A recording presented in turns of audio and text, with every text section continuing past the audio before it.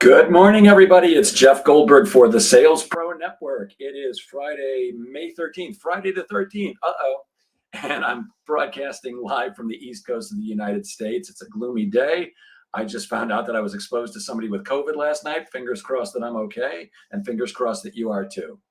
As many of you know, I am a sales coach and trainer. I work with both individuals and organizations internationally to help them get measurable and sustainable sales increases. And I founded the Sales Pro Network as a place where we can elevate the profession of sales, and you can come and learn, network with others, share information, ask for advice, and of course, with the ultimate goal to increase your income.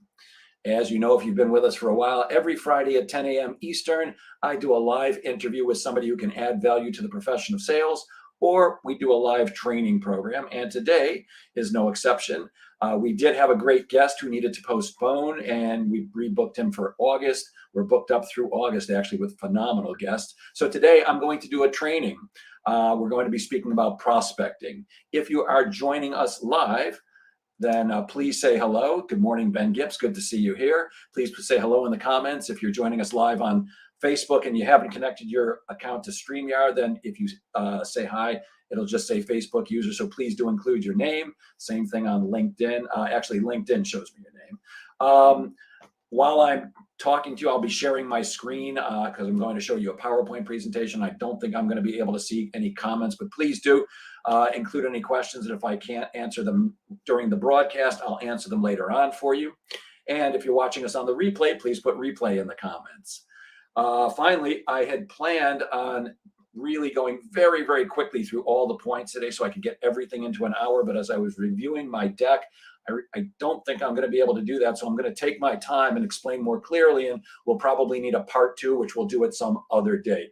So if you give me a moment, I'm going to share my screen and we will get going with some prospecting training to help you do what I consider to be the most important thing that salespeople need to do on a daily basis, which is professional prospecting. To me, it's crucial for almost every salesperson, unless you work for a company that's developing leads for you, which is a great thing.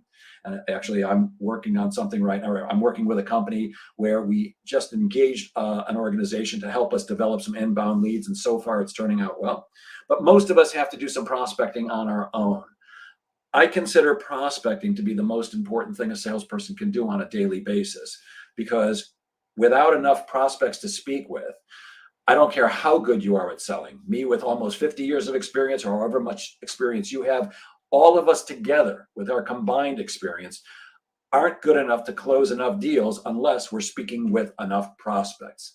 So the thing that keeps most salespeople from hitting their sales goals is not necessarily an inability to sell well or an inability to close.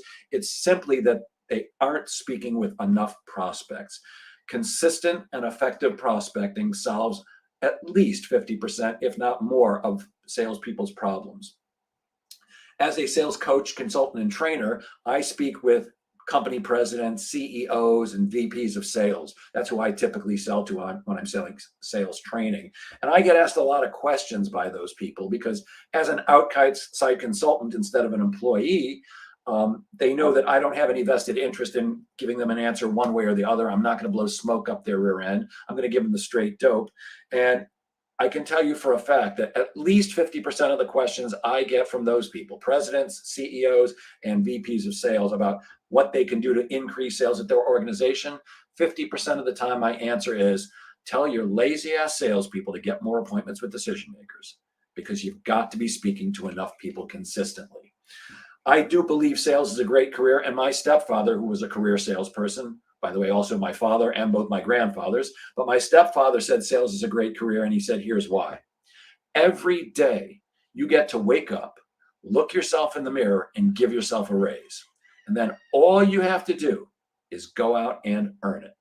Well, professional prospecting consistently and effectively and actively is the way that you can make sure that you're getting in front of enough people so that you can give yourself that raise each and every day. Now, you're probably not going to want to hear this, and I don't want to say it, but the fact is that you probably need to prospect like crazy. When I say prospect like crazy, that doesn't mean you have to prospect all day, every day, which a lot of salespeople think is the case.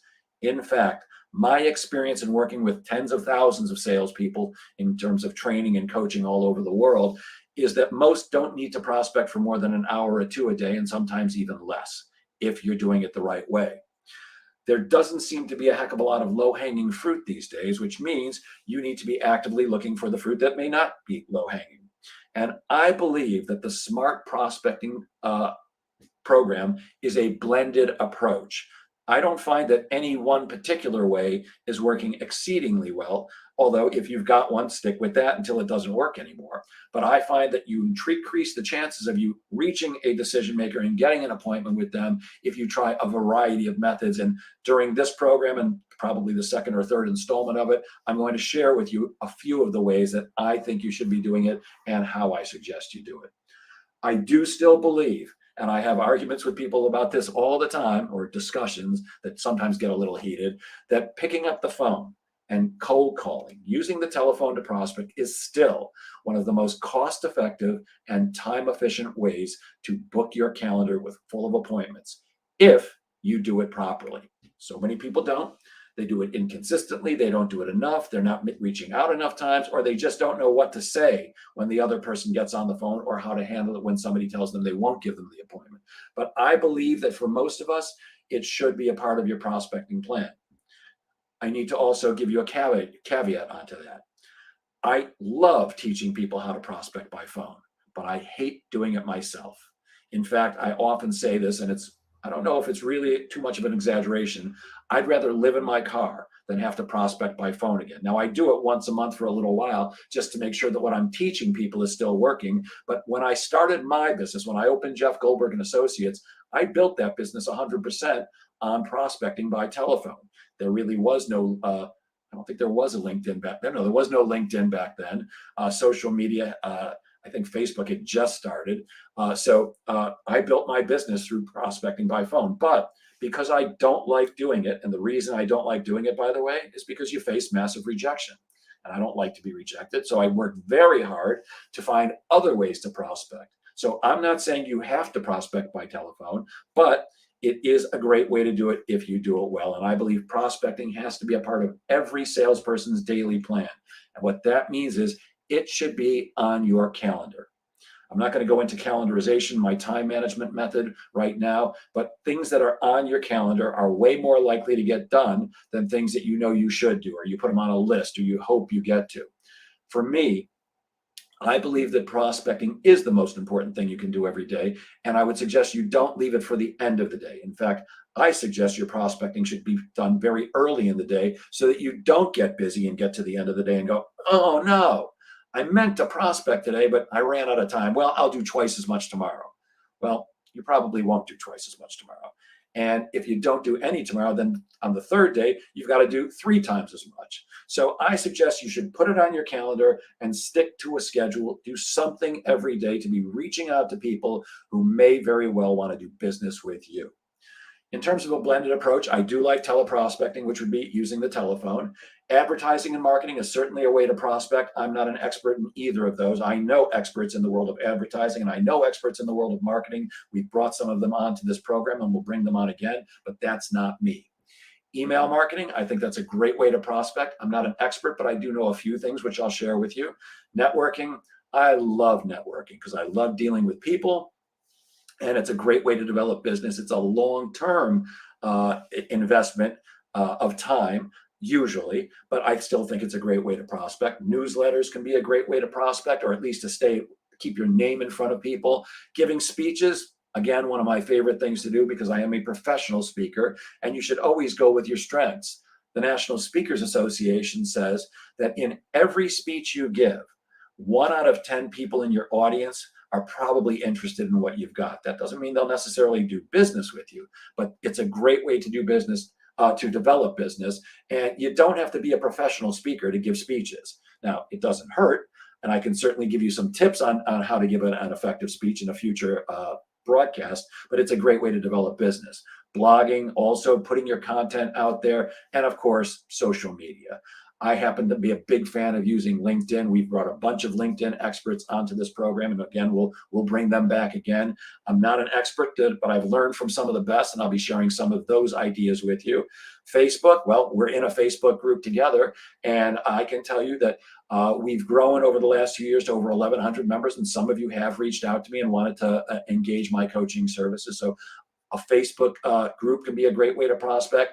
For a consumer brand, Facebook posts can be. I don't think for something like myself, someone like myself who sells B2B, that advertising on Facebook is a great way. Although, again, I'm no expert in that, and an advertising or a marketing expert could help you with that advice. Twitter, I started out using Twitter and I found out it wasn't being effective for me. If you're using it effectively, please do. But it is one more way that you can use social media to prospect. And of course, there are many more.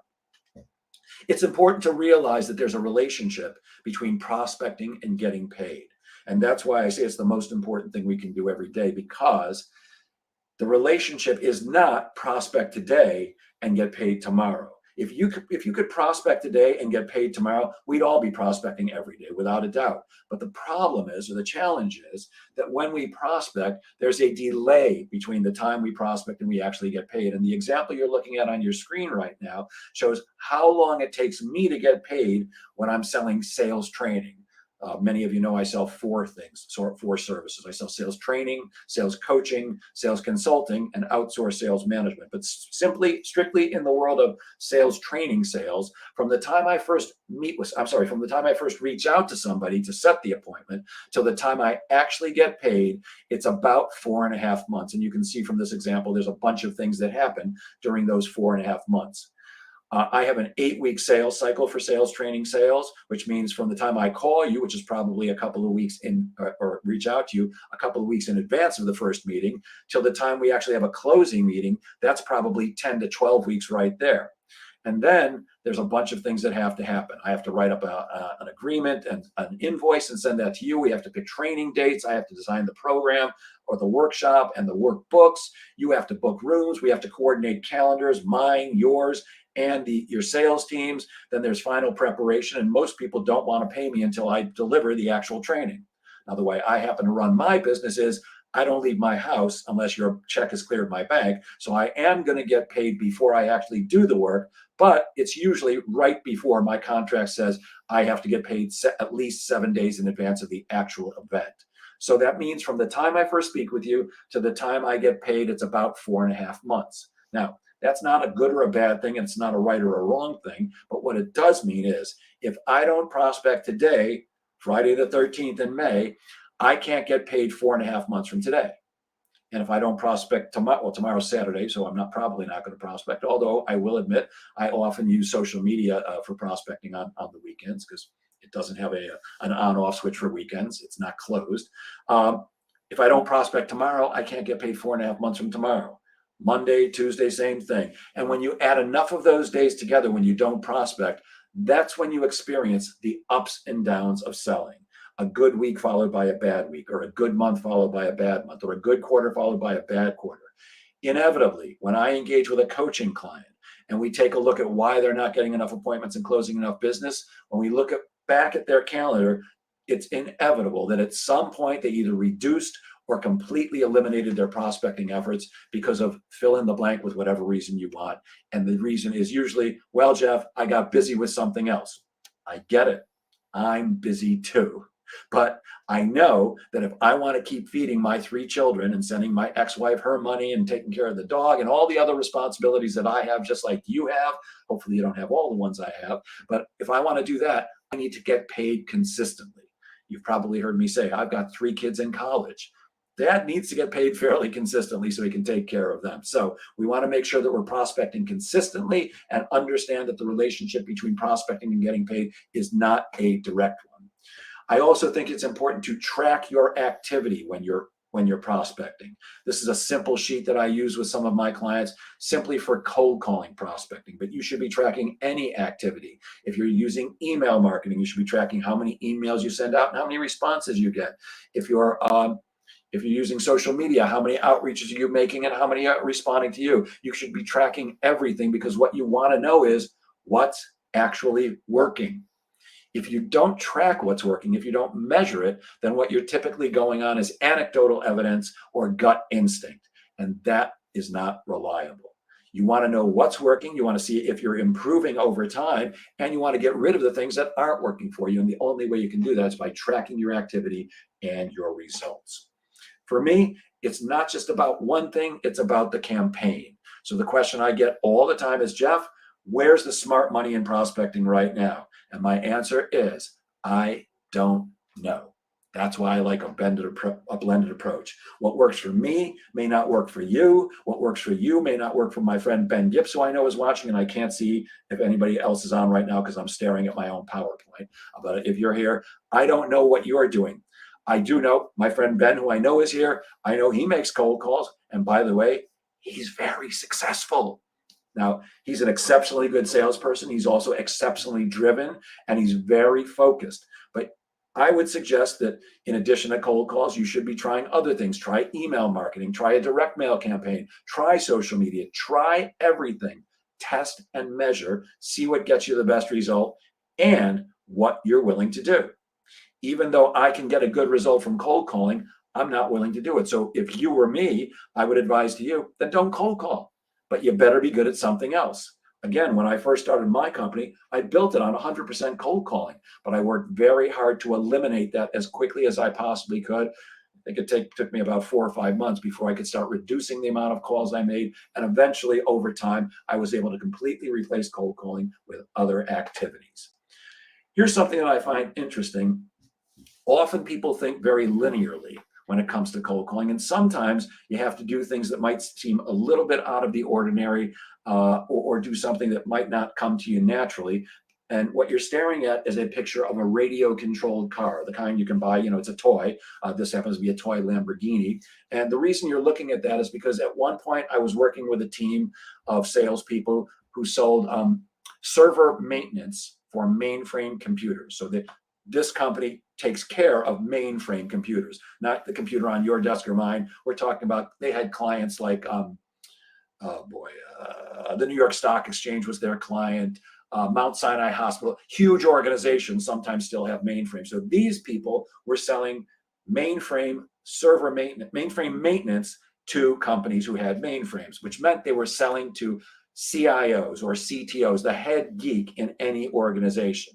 Now, here's something you should know. There are 3 people that I consider difficult to get a hold of. Not impossible, but difficult. Doctors are hard, lawyers are hard, CIOs are hard. Of the 3, the hardest are CIOs and CTOs. Their voicemail box is almost always full. They're running around doing stuff, so it's very hard to get a hold of them. And this team of salespeople can't sell to anybody if they can't get in front of the chief decision maker in a technology organization. Again, usually the CIO, CTO, some title like that. We tried a lot of different things, and we decided that we would try this. What we did was we took this nice little radio-controlled car, and of course, a radio-controlled car has a controller for it, and we packaged it beautifully, and inside the card read, hey, if you like this car, set up an appointment with me. I'll bring the controller as a gift. Well, you would think that something like that might not work because these cars cost us only $25. It was very inexpensive. Cost us a few more bucks for the box and the shipping and all that stuff and the card. But we found that 3 out of 10 cars that we sent out resulted in an appointment, which meant it cost us $100 to set one appointment. If you're anywhere knowledgeable about cost of prospecting efforts, that's a pretty damn good result to get you in front of a decision maker for $100. So don't be afraid to try something that might be a little bit out of the ordinary. I don't know if they're still in existence, but I know at one point there was a company that would write your message on a potato, a real potato, and they would put it in a nice box and send it to your prospect. That could result in an appointment. Another time there was a company that made kind of beach balls, and they would put your message on the beach ball. So doing things that are out of the ordinary, if the regular stuff isn't working, can sometimes be very effective. Here's another one. And again, this is very corny, but I'm telling you, it can absolutely work. You go to a shoe store and you buy the cheapest pair of sneakers you can find. You take one out of the box, you put it again in a nice box with, it looks like a gift. And the message inside says, well, now that I've got one foot in the door, what's it going to take to get the other one? The challenge is not necessarily will they give you an appointment, although that's a challenge too. It's often how do I get through to this person in a way that gets their attention? It's very easy to ignore a phone call or a voicemail or an email. It's much harder to resist opening a box when something gets delivered to you. I'll share this one with you too. At one point, I was working with another trainer who had an engagement with Verizon Wireless. We were doing training together at Verizon Wireless offices all across the Northeast. And she told a story. This was her story, not mine. She used to be in the records business. She worked for, I think it was A&M Records. I'm not 100% sure, but she was in the sales department. She was actually in charge of salespeople. And the way she told the story was she used to get a call from a guy who wanted her to listen to his demo. He obviously had a band, and he thought that she could help him. Now, she had nothing to do with new artists. That wasn't her department. I believe that's called the A&R department. I'm not sure, but it's something like that. But she had nothing to do with it. She kept telling the guy, I have nothing to do with this. Stop calling me. One day, as she tells the story, at lunchtime, she got a pizza delivered to her. And she told the guy, I didn't order a pizza. And he said, well, it's already been paid for. So she accepted the delivery, opened up the pizza box, and taped to the inside cover of the pizza box was this guy's demo tape.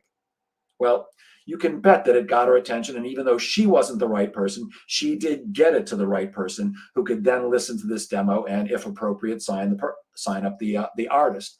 That artist's name, if you're curious, was Michael Jackson. I'm just kidding. It wasn't Michael Jackson. But my point is, sometimes you got to do something a little bit out of the ordinary to get people's attention. So you have to plan. You have to create a plan, figure out what are the different things I'm going to do, implement that plan, then test and measure everything and refine as you go along. Keep what's working, get rid of what isn't, and move on.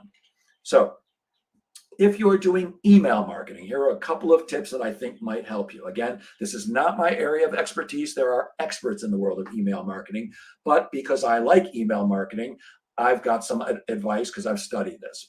First of all, you don't want to have something stupid in your subject line, and you do want to have something that works in your subject line, because if you don't have something that's catchy in your subject line that gets people's attention, they're not going to open your email.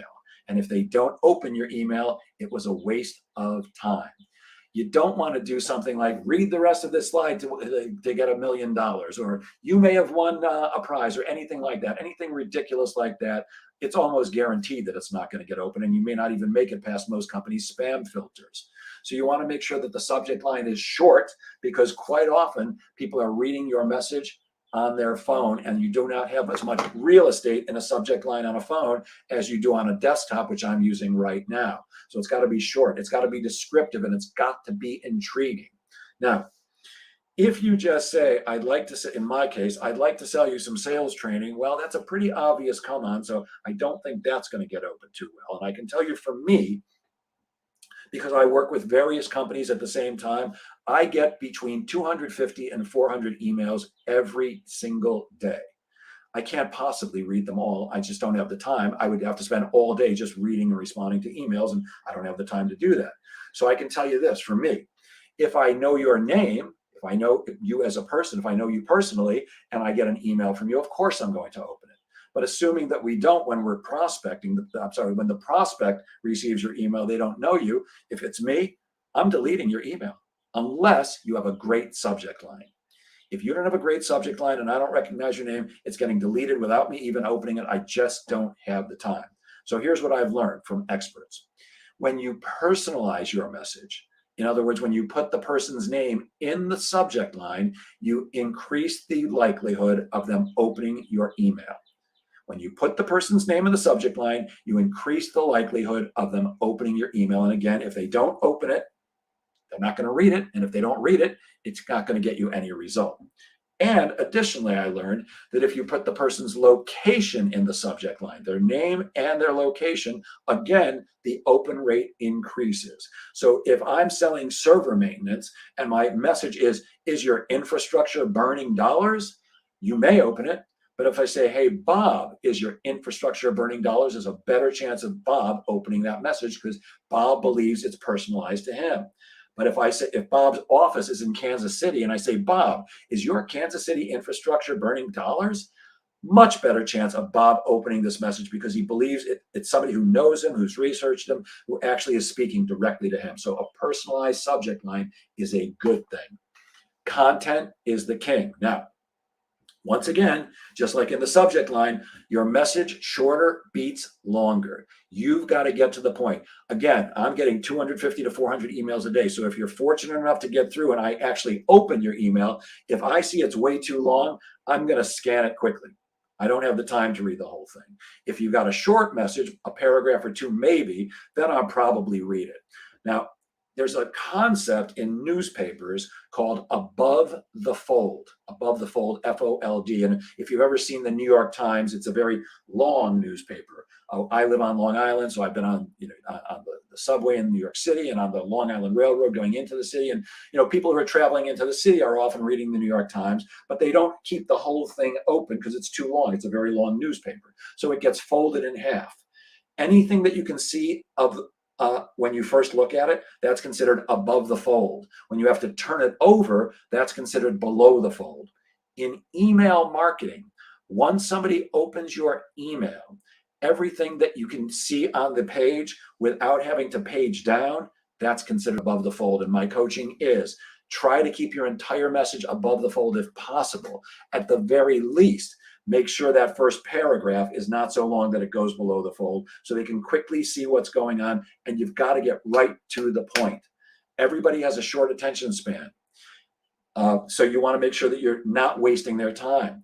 So you've got to talk about what you're going to do for them, and you've got to get them intrigued. Another thing to remember in email marketing is keep the word I. In other words, me. Keep the word I out of your subject line if possible, and out of your the actual content, the actual verbiage in the email itself. The more you talk about I, and by the way, it's often impossible to not use it at all, but most people are using things like in a subject line, I'd love to have an appointment with you. Well, that's lovely, except I don't care what you want. I care what I want. I'm the prospect. I care what I want. I don't care about you. So stop talking about you and talk about me. Talk to me about a problem I might have that you're seeing in the market and how you might be able to help me with it. Talk about the benefits, the F's and B's, the features and benefits. What I'm interested in is what's in it for me. All right, you got me to read your email. Why should I respond to it? Why should I pick up the phone and call you? Why should I download your white paper? Why should I do anything? You better tell me exactly why, and you better do it quickly. Otherwise, your email marketing is a complete waste of time. There should also be some type of a call to action in any email. A call to action would be download our white paper or call now for a competitive quote. Are they necessarily going to do that? Not necessarily, but unless you ask the question or offer them the option, they're not going to. So I think a call to action is crucial in email marketing. Here's an email that we put together for that company that did server maintenance. I'll read it quickly for you. So how do you balance the constant need to control costs while keeping the efficiency, speed, and reliability of your mobile network high? This is something designed to get a CIO or a CTO in the right kind of company going, how do you balance those costs? Because a CIO or CTO wants to control costs while keeping reliability, speed, and efficiency high. For over 25 years in a highly competitive market, we've been able to provide an industry-leading IT managed services provider for both we've been proven to be an industry-leading IT managed service provider for both large and mid-sized enterprises, as well as educational institutions. Tired of walking the tightrope alone? And you can see there's a picture of a tightrope walker there. We pride ourselves on our proven ability to bend best-in-class industry standards with a high degree of flexibility for today's dynamic business environments while helping you to control costs. Call me now, and notice now is underlined and italicized and I think bolded for a brief consultation to see if, like so many other organizations just like yours, we might be able to help you. I'm not sure. I'm looking very quickly. I don't think I see the word I in there once. I think we did a pretty good job there. This email got a pretty darn good result.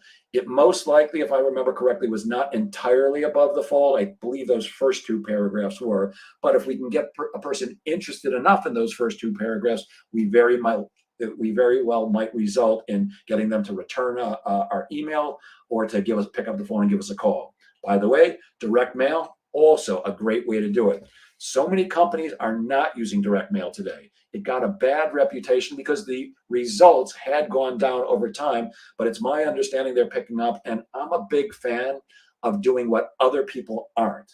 If nobody else is using direct mail today, good. When I use it, I'm going to stand out. It's just like I've said many times here, handwritten thank you notes. So many people don't do that today, although when I started selling, everybody did. It became less and less prevalent over the years because email is so much easier. But easier doesn't necessarily mean getting you the best result. So both email and direct mail can be excellent ways to prospect. I want to share one more thing, which is not on the slide, but something I was taught a while back, which I like very much. And let me just grab a prop. Here we go. If you go to, I don't know, Staples or any office supply store, you can buy a whiteboard. And if you get a small one, you can put up a message like this. I can't tell if you guys can see this, but I hope you can. The message on it says, "Hi, Craig, how are sales? Question mark, question mark, question mark." Now, the reason you would use something like this is in your email marketing, I think video is a great thing. So if you can embed a video into the body of your email and you're holding this up at the beginning of your recording when you're recording your email, and by the way, you can use companies like Vidyard, Vidyard. I think they have a free program, and of course there are paid programs. But if you record something using Vidyard or any other service, and I start the recording like this, that means when I embed my when I embed my video in the email, that's the first thing you're going to say. Obviously, Craig would be the person I'm sending that message to, this email to. So Craig sees a picture of me with my smiling face holding up this message, speaking directly to him and asking him, how are sales? If Craig is curious enough to know, who is this guy? How does he know my name? And why is he asking me about sales? And he clicks on the button and he gets maybe a 1-minute video saying, "Hey, Craig, I've done a lot of research on your company. We work with companies just like yours to blah, blah, blah." It very well might get you a good result. So I try email marketing with a video embedded. Referrals, obviously, referrals are a great way to avoid cold calling, and it's certainly a form of prospecting. I believe that a well-made referral takes you 50% of the way to the sale. Your job is 50% easier when you're selling if you've been introduced by somebody who the person you're being introduced to trusts. And of course, that's the only person who's going to refer you. They're going to refer you to their clients and their prospects, and these are people who trust them. So how do you get referrals? You ask for them. You simply ask. Of course, you have to be doing good things for people in order to ask for referrals, but you can ask just about anybody for referrals. Certainly, your happy clients should be willing to give you referrals. Prospects who tell you they're not interested may know some other people that they might be willing to refer you to. Referrals are all around you, everywhere. I've said it many times, but I don't do it as much anymore. But when I used to go to diners, I'd be out making sales calls in person, or maybe I'd be at doing a training event, and take a break and go out to a diner. I'm listening to the conversations that are going around me, and I do that everywhere I go. And what I'm listening for is a way I can jump into the conversation. And I'm a forward enough person that I will absolutely jump in and start talking to strangers. And my conversation will get involved in whatever they're talking about. Maybe it's a movie or a book or something in the news or something like that. And eventually I'm going to ask the other person or people, "Hey, what's your name?" And then I'm going to want to know what they do. My question will be, "Hey, I'm just curious, what do you do for a living?" Now, do I care what they do for a living? Maybe to a little extent. But what I really care about is after they explain to me what they do, they're probably going to ask me what I do. And I'm very well prepared to tell them exactly what I do and to end that with this line: who do you know that I should be speaking with? You should be asking everybody, who do you know that I should be speaking with? Will everybody give you a referral? Nope. Will everybody give you a referral every time? Nope. But some people will sometimes, but it's unlikely that they're going to do it unless you ask. Not impossible, by the way. My coach, who is brilliant at what she does, she never asks for referrals. In fact, she's against asking for referrals. It's her opinion. By the way, she's not a sales coach, although she has extensive background in sales. Her feeling is that the best way to get referrals, and she's not wrong about this, is do a great job. Be so terrific that people can't wait to refer you. And the fact is, I've referred her many times and she's never once asked me for a referral. That would be pretty hypocritical to tell me that she doesn't believe in asking for referrals and then to ask me, but I've referred her a bunch of times. But if you and me are not quite as good at our jobs as Liz is, you might need to ask for referrals. So make sure that you're asking the right people, and make sure that once somebody agrees to give you a referral, my suggestion is to do this. First, thank them for offering to give you that referral, because that's a very generous thing for them to do. And then say these words: would it help you if I wrote the introduction for you? I'll send it to you in an email. You can edit it any way you like, but if you like it as is, you can just cut and paste it into a new email, send it off to the person who you're going to introduce me to, copy me, and you'll be good to go. Would that help? Would that save you some time? And the reason we're doing this is not because we really want to save them time, although that's part of it. We want to do this for two reasons. The first one is when somebody is kind enough to offer to give you a referral and you say that would be great, they may get to it right away, but the chances are they won't. They're going to get to it when they can. However, if I write the message and send it to my friend Ben, who I know is listening, I make his job easier. He can just cut and paste it into a new email, send it off immediately. And the chances of him editing it are pretty small, because it's much easier for Ben, who's doing me a favor, to just send it off. So one thing we want to do is ask if they'd like us to write the introduction so that it gets taken care of quickly. The other reason is Ben, now in this example, Ben's not a good example because I know Ben would say the right things, but I'm probably better at explaining what I do and selling myself to the person who Ben's going to introduce me to than Ben is. Not Ben because he would know how to, but my experience with most people, especially people who are not necessarily salespeople, they're not as good as introducing me as I'm going to be. And I'll give you an example. Several years back, a friend who I know from my networking group that I've been in for 18 years, and we'll talk a little bit about networking, he made an introduction for me. And in the introduction, he introduced me to the person he thought I should meet as a very competent sales trainer. His messaging was, hey, I want you to meet Jeff Goldberg. He's a very competent sales trainer. I think you should take a meeting with him, blah, blah, blah. Now, here's the thing.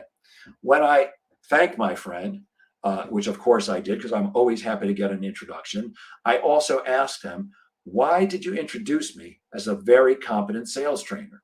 And his answer was, because you are. You're incredibly good at what you do. You're very competent. And my response was this: I appreciate it. However, I'm so far beyond competent that I can't even see competent in the rearview mirror. I'm incredible. I'm outstanding. I'm terrific. I'm wonderful. I get amazing results for people. Why didn't you say anything like that? And his response was, I don't like to oversell. I get it. I don't like to oversell either, but I also don't want to undersell. And I know if I received that email, I would not be very interested in meeting with the person he was introducing me to, which was me. I'm not looking to meet if I'm looking for sales training. I'm not looking for a competent sales trainer. I'm looking for an exceptional sales trainer. I'm looking for the best sales trainer, just like I'm not looking for an okay lawyer or an okay doctor or an okay dentist or an okay accountant. I want the best I can possibly find at a price that I can afford.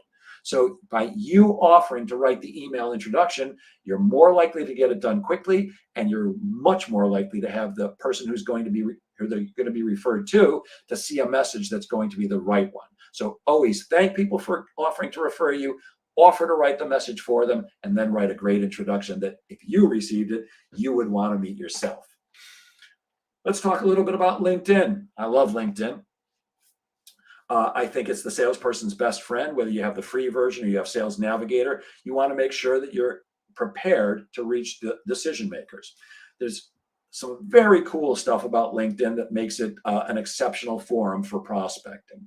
Now, again, we've had experts on this in this field on this program, and we will bring them back absolutely, because I still think LinkedIn is one of the best ways to develop business. But I have learned some things from some very terrific people. Again, those who have been guests of ours.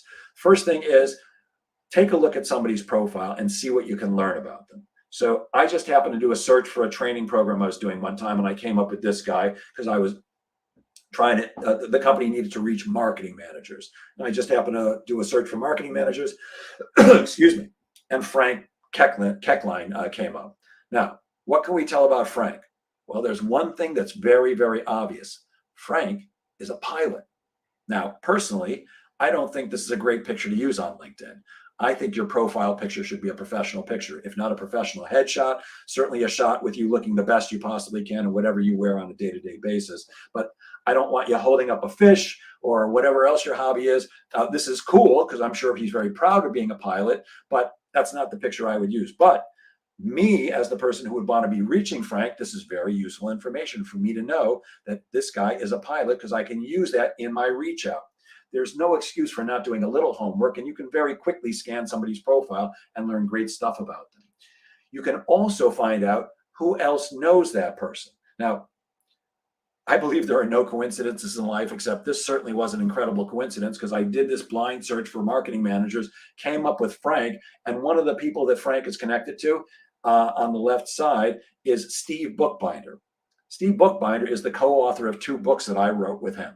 Steve Bookbinder is my mentor in the sales training business. Everything I know about selling and delivering sales training, I learned from Steve Bookbinder. Now, Steve knows Frank. Do you think my friend Steve is not going to want to introduce me to Frank if I ask him? Of course he would.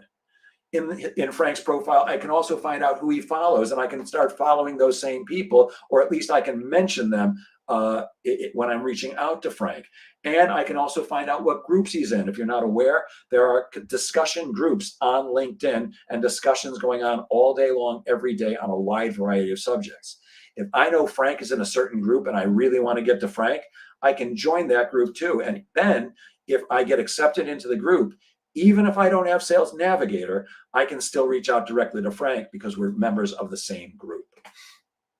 Another cool thing is when you look at LinkedIn, it shows you other people like that person. And by clicking on that person, it will connect you with other people. Now, this is very cool.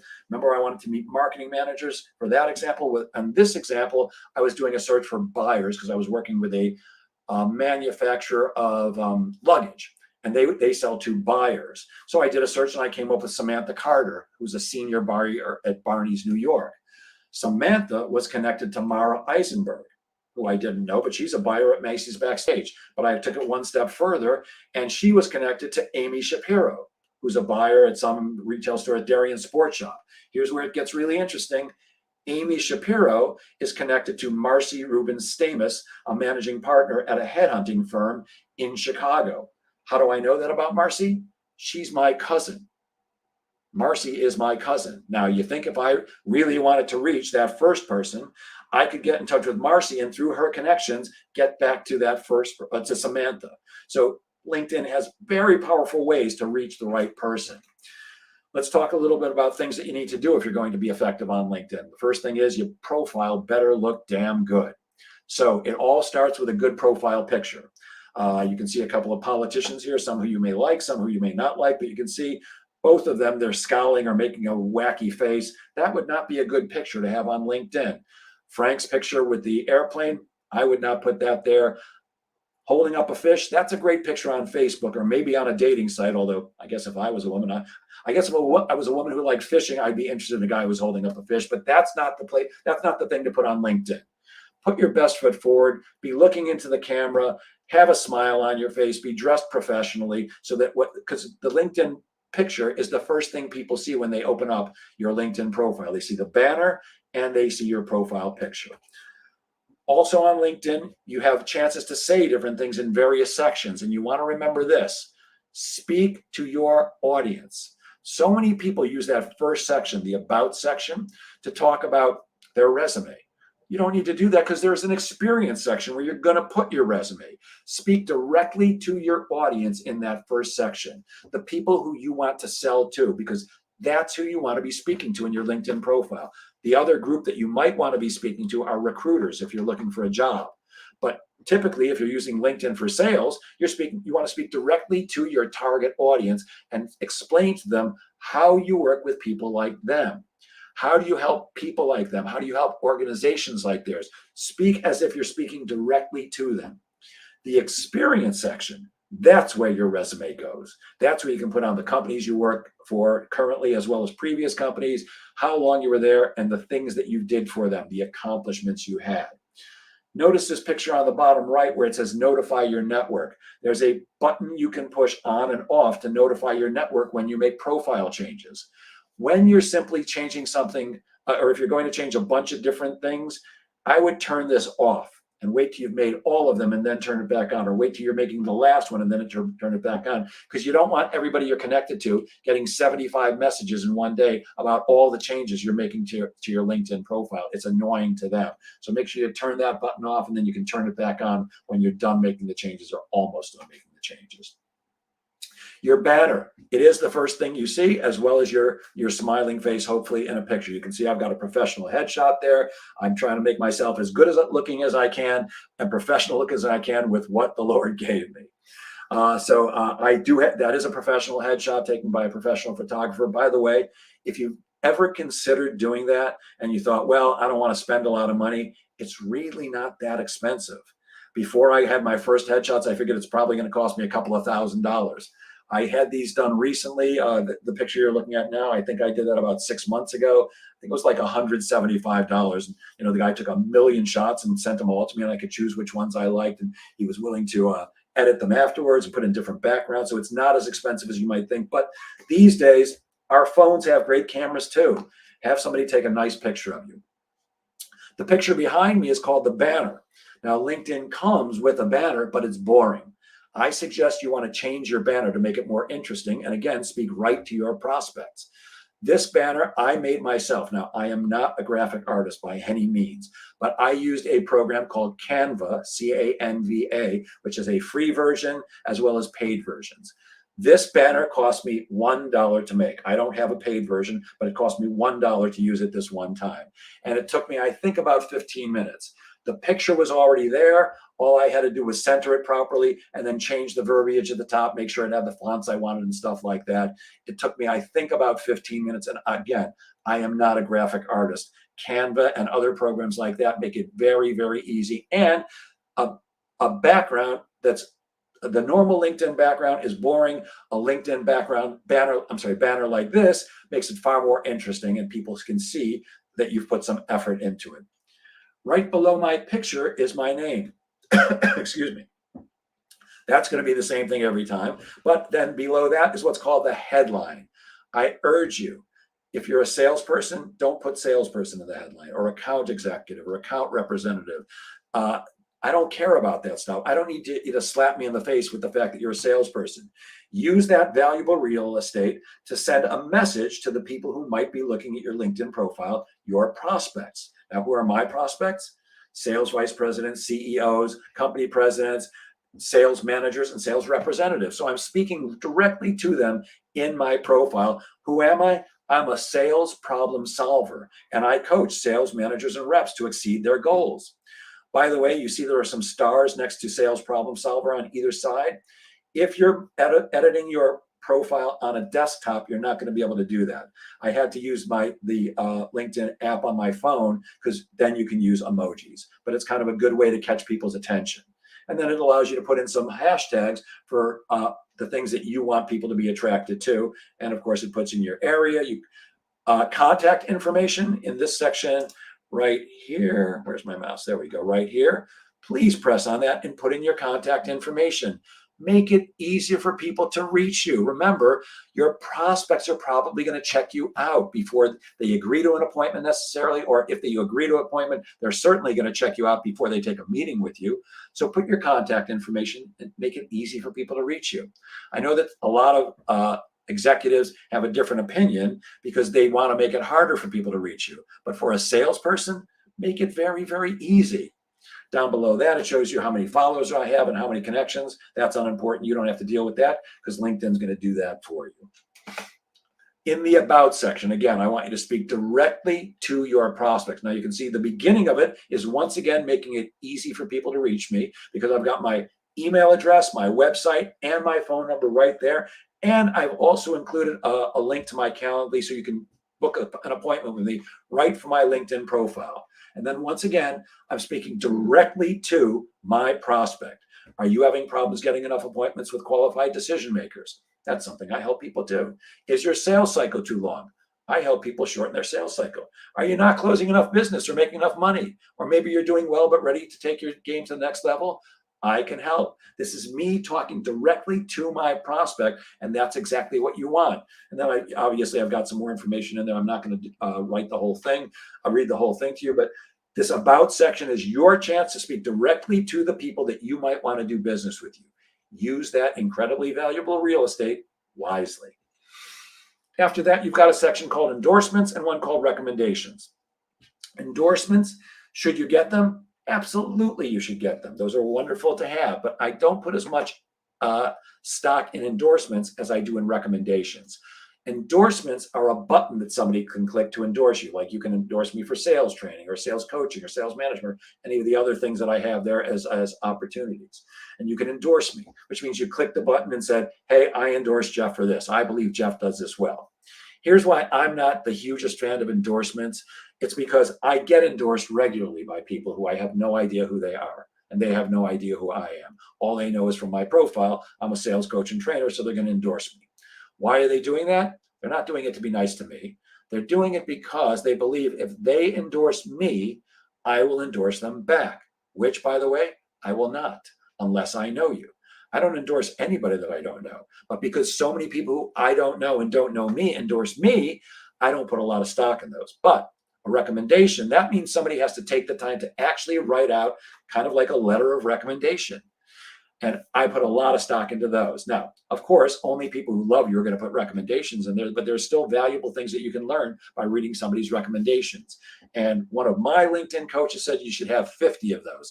I don't think I have 50. I think I have somewhere in the 40s. I'd have to check, but you should have at least 50 of those. Now, it's easy to get recommendations if you're good at what you do, and there are a couple of ways. First of all, you can go to somebody who you're a first level connection to, and there's 3 dots, and one of those dots will be request a recommendation. You click that button and you can actually reach out to them through LinkedIn and say, hey, would you recommend me? Or another great way is to give a recommendation to somebody else. You can go to somebody else's LinkedIn profile, click on it and say, recommend this person. And often the law of reciprocity takes over, because when you recommend them, they'll often recommend you too. Once they've written a recommendation for you, you will get a notification from LinkedIn that says so-and-so has recommended you. You get a chance to read the recommendation, and you can either publish it, which means it'll show up on your profile, or you can say, you can request that they make some changes, like there are misspellings or mistakes, or they've written something that doesn't really represent you well. You can do that, but I love LinkedIn recommendations. So try to get a lot of those. It's already near the end. We're not going to have time to finish all this, and we've only touched on a few things, so there will be 1 or 2 more of these at future dates. I'll talk about as much as I can right now. Sorry, I'm starting to think maybe we should stop right here and pick it up here next time, because we're not going to get to all these. All right, I'm going to get started on this, and we'll just take it as far as we can in the next few minutes, and then we'll pick it up here next time. So one of the ways to develop business on LinkedIn is through connecting with people and trying to sell them through that connection. However, people typically do it very, very poorly in what I consider the wrong way. And I've spoken to many experts, and they consider it the wrong way too. And the wrong way sounds like this. I'm going to use my friend Ben, because he's the only one I know is watching right now. If I did not know Ben and we were not connected on LinkedIn, which of course we are, but if we didn't, I could reach out to Ben and say something like, hey, Ben, I'd love to connect with you. I believe that it's useful to either mention somebody else who knows Ben, something that I've learned about his industry, or maybe something that I've learned from his profile. And when you click on request a connection, it will give you the option to edit the message or send out the standard LinkedIn message. Never send out the standard LinkedIn message. Always edit it, because if you just click send and it's getting the standard LinkedIn outreach message, I know you didn't put any time and effort into it, and I want to see some time and effort. So change that any way you need to.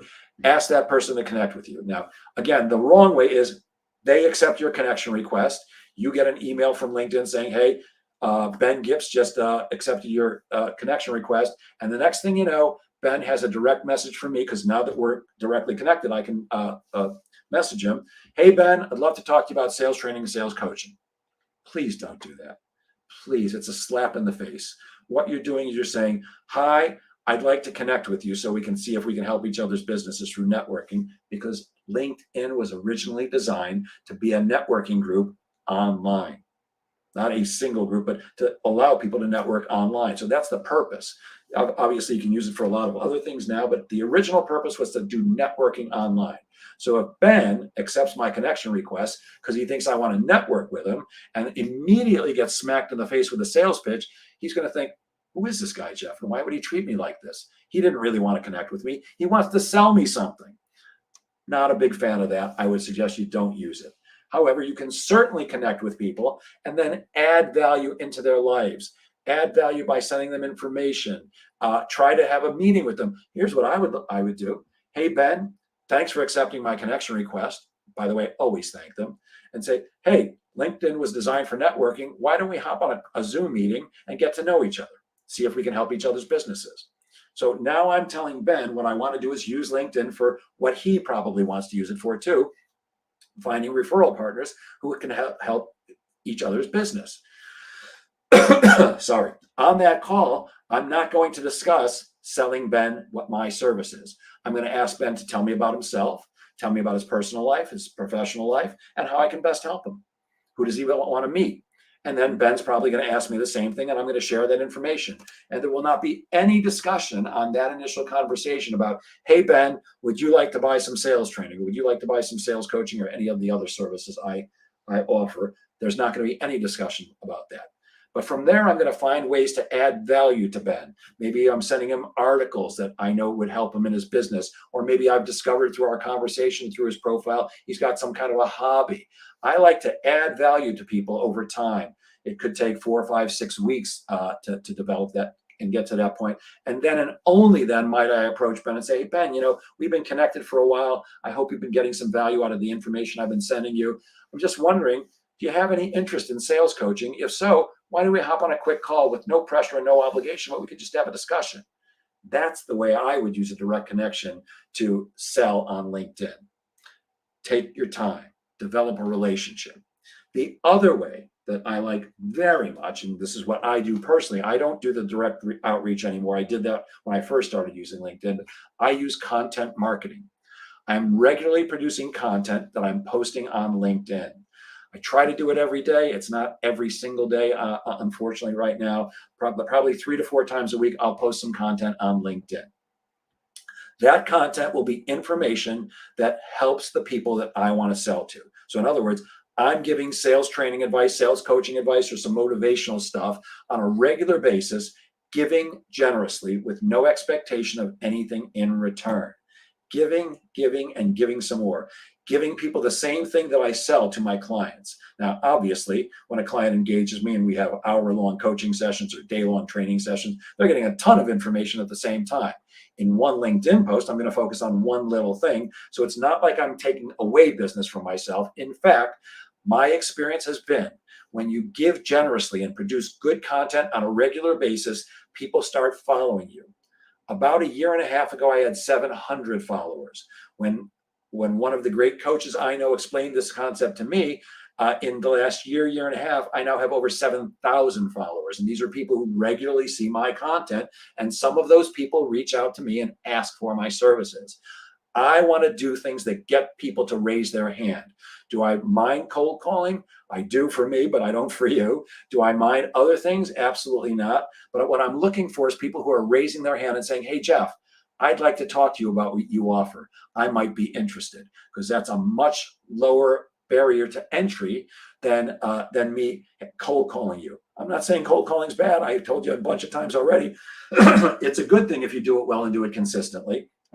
But I prefer methodologies like LinkedIn, which allow me to reach out to people in ways that where I'm giving them something that hopefully attracts them to me and says, hey, Jeff, I want to talk to you. We're at 10:58, so I'm going to stop sharing my screen and I will remember where we are, and we'll pick this up next time. I don't know when that's going to be. The reason we didn't have a guest today was because he had a postpone. So if we get another postponement, I'll throw in the next session of prospecting, or I'll schedule it in right now for the last date that we have booked, which is sometime in August. As always, please feel free to reach out to me directly if I can help you in any way, either through the Sales Pro Network on Facebook, through LinkedIn, or my email is jeff@jgsalespro.com, jgsalespro.com. It's also my website, or you're all welcome to call me. My phone number, I'll give you my cell. It's 516-314-9037. I hope this last hour of beginning prospecting training was useful for you. And as always, I will leave you with this. Please remember that sales is a game of making things happen. So get out there and make sales happen. Thanks for listening, everybody. Have a great day.